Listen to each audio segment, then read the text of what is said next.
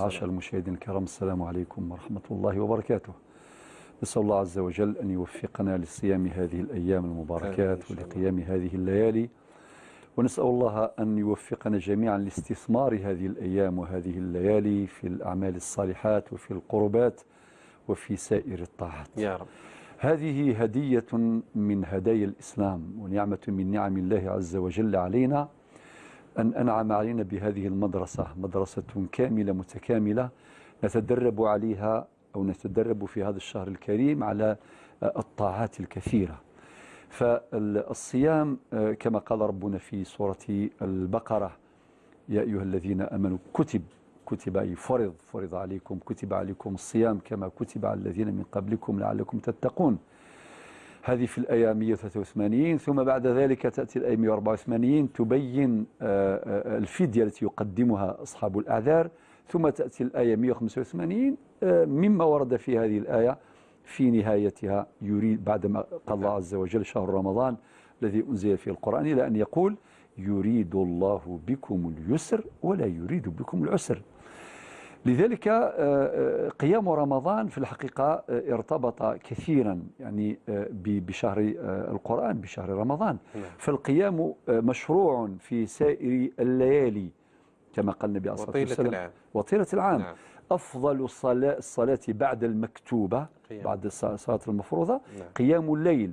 ورد هذا الحديث بعدة صيغ، فالنبي عليه الصلاة والسلام ينبئنا ويخبرنا بأن أفضل الصلاة هي الصلاة المكتوبة، ولكن بعد هذه الخيرية مباشرة، بعد هذه الأفضلية تأتي صلاة الليل، يأتي قيام الليل في سائر ليالي السنة. ولكن شهر رمضان حظي بأحاديث شتى، بأحاديث تترى، منها الحديث ذكرتموه أخي محمد صالح، حديث أبي هريرة قال فيه النبي محمد صلى الله عليه وسلم: من قام رمضان إيمانا واحتسابا.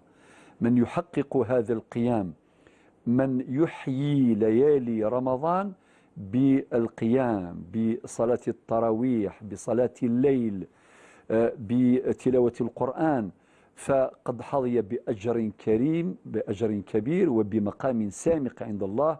من قام رمضان إيمانا واحتسابا، فلا بد للنية أن تكون حاضرة. قل إن صلاتي ونسكي ومحياي ومماتي لله رب العالمين. وفي حديث النبي عليه الصلاة والسلام: إنما الأعمال بالنيات وإنما لكل امرئ ما نوى. من قام رمضان إيمانا واحتسابا غفر له ما تقدم من ذنبه. ثم تأتي أحاديث أخرى تخص الليالي الأخيرة، يعني العشر الأواخر، كما قال النبي عليه الصلاة والسلام في أحاديث تترى أيضا: التمسوها في العشر الأواخر من رمضان، بعدما قال: من قام ليلة القدر إيمان واحتسابا غفر له ما تقدم من ذنبه. فقال: التمسوها في العشر الأواخر من رمضان. وقد أخفاها الشرع الحكيم لحكم ومقاصد كثيرة، كما أخفى الله عز وجل ساعة الإجابة بيوم الجمعة، كما أخفى الله عز وجل الاسم الأعظم، كما أخفى الله عز وجل الصلاة الوسطى.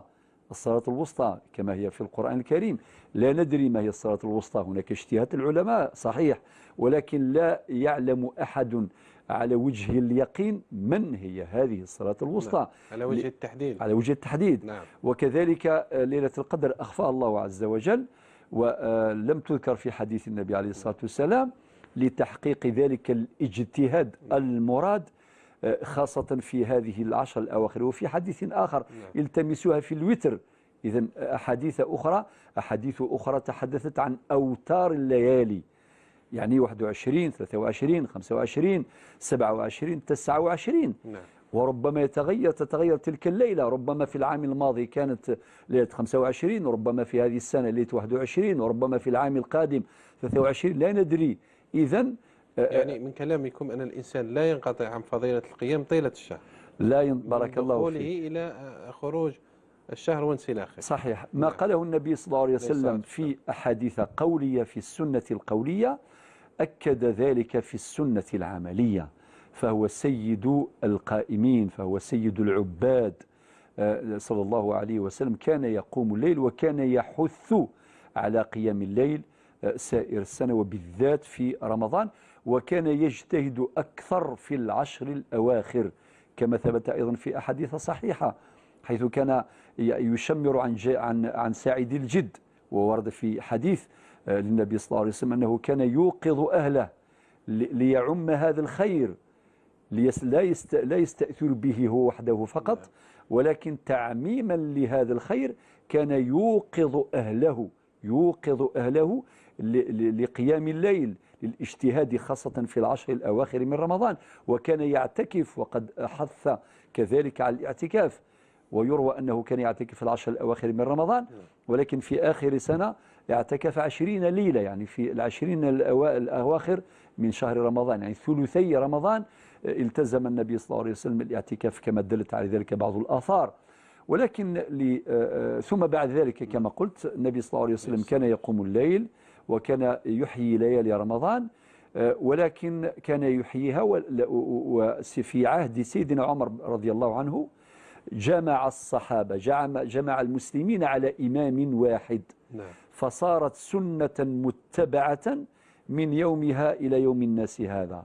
عمر بن الخطاب في عهده هو الذي جمع المسلمين على إمام واحد، ولا تزال الأمة كذلك متبعة لهذا هدي الخليفة الراشد عمر الفاروق رضي الله عنه. قال قولته المشهورة نعمت البدعة. نعم نعم. في هذا المقام قالها.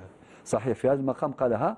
فهذه البدعة بين قوسين بدعة مستحسنة، لأنها تجمع المسلمين على صلاة التراويح على إمام واحد، وهذا من دواعي الاجتهاد في ليالي رمضان.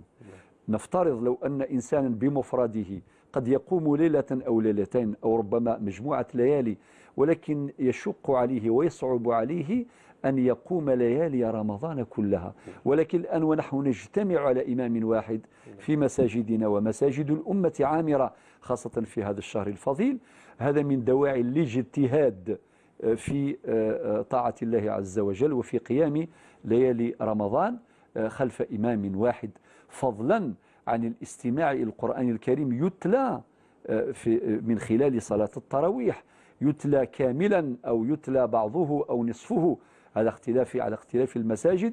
وهناك من المساجد من تحرص على أن يعني يختم القرآن الكريم كاملا في شهر رمضان خلف إمام واحد، فضلا عن اجتهاد آحاد الناس في ختم القرآن الكريم.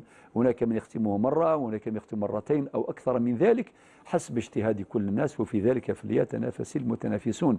ولكن أصحاب الأعذار نعود مرة أخرى إليهم، من لم يقدر نفوس تتشوق ولكن العذر حالة دون قيامها ودون اتيان هذه العبادة. إذا كان في أمر الصيام ربي سبحانه بعدما تحدث عن حكم الصيام وعلى أنه مفروض على الأمة، ثم قال يريد الله بكم اليسر ولا يريد بكم العسر في الآية 185 من سورة البقرة. والأمر تكرر في سياق آخر ولكن المعنى واحد والمراد واحد، كما في سورة النساء يريد الله أن يخفف عنكم وخلق الإنسان ضعيفا. وتأكد ذلك أيضا في سورة الحج حيث قال ربنا عز وجل وما جعل عليكم في الدين من حرج. لذلك في أمر القيام كان يصلي 8 ركعات وقد ثبتت في السنة، كان يصلي 10 ركعات وقد ثبتت في السنة، وكان يصلي 20 ركعة وقد ثبتت أيضا في السنة. والمهم احنا في الجزائر عموما يعني الناس يصلون 8 ركعات يضاف إليه الشفع والوتر، وهذا أمر ثابت في سنة المصطفى صلى الله عليه وسلم. أقول هذا الكلام لأنه ربما بعض الناس يلاحظون بعض الأقطار في الأمة المسلمة يصلوا أكثر من 8 ركعات، فهذا أمر جائز وثابت في السنة النبوية. اللي صلى 8 ركعات جائز، واللي صلى 10 ركعات كذلك، واللي صلى 20 ركعة كذلك، فكل هذا ثابت في السنة النبوية الشريفة. أقول أعود إلى أصحاب الأعذار، من لم يستطع أن يصلي قائما فليصلي جالسا، فالقيام في حق القادر عليه ركن فقها، القائم أو القيام في حق القادر عليه فرض وركن. ولكن يسقط هذا الركن ويسقط هذا الفرض مع العجز. ورب قال اتقوا الله ما استطعتم، وقال لا يكلف الله نفسا إلا وسعها. فيجوز للإنسان يصلي جالسا، أن يقوم الليل جالسا ولو من غير عذر في النافلة. وفي النافلة ولو من غير عذر. يعني إذا احتاج أن في الفريضة نعم. لا. في الفريضة ركن. نعم. ولكن بالنسبة للنافلة، لذا كان نلاحظ في بعض مساجدنا هناك من يصلي مثلا 4 ركعات قائما ثم لا يستطيع ويجلس، وهذا كل ذلك صحيح ويصح هذا الأمر، لأن الأمر يتعلق بالنافلة، وصلاة التراويح هي صلاة نافلة. ومن لم يستطع أن يصلي جماعة بالمسجد أيضا يصلي في بيته ويصلي مع أهله، وهذا أيضا أمر يعني مندوب إليه، أن يصلي الإنسان أحيانا مع أهله ليتدرب الأهل كذلك والأولاد على قيام رمضان جماعة ليحظى الجميع بأجر الجماعة.